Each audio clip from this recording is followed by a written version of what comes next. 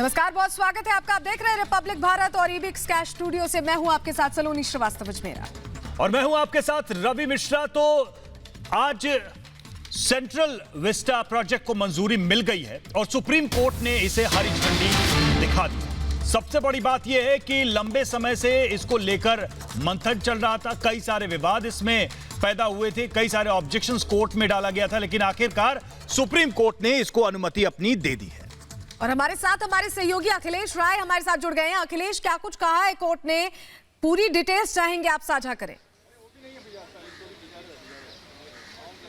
देखिए, साफ तौर पर कोर्ट ने यह कहा है कि जो आपत्तियां इस 10 याचिकाओं में उठाई गई थी वो आपत्तियां सही नहीं है।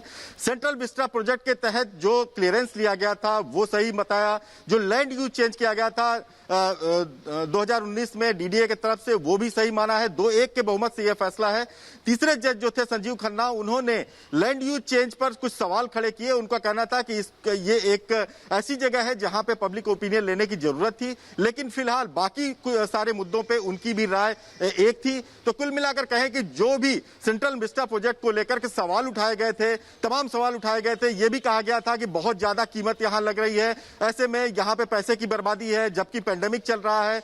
तो उस पर सरकार का भी तर्क था कि 1000 करोड़ रुपए के आसपास वो अपने ऑफिसेस को जो किराया देता है वो बचत होगी। 20,000 करोड़ का ये प्रोजेक्ट है, ऐसे में ये सरकार के लिए भविष्य में काफी बचत वाला अखिलेश, लेकिन थोड़ी देर पहले सुभाष कश्यप, जो कि संविधान के जानकार भी हैं, पार्लियामेंट की हर चीज को लंबे समय से देखते रहे हैं, उन्होंने ये कहा कि वैसे भी सुप्रीम कोर्ट का ये काम नहीं था कि वो गवर्नमेंट के लिए गए फैसलों को इस तरह से रिव्यू करे, उसके डे टू डे एक्शन को मॉनिटर करे। उन्होंने कहा कि सुप्रीम कोर्ट का फैसला अपने आप में सही है, लेकिन यह मामला वास्तव में जाना ही नहीं चाहिए था कोर्ट में।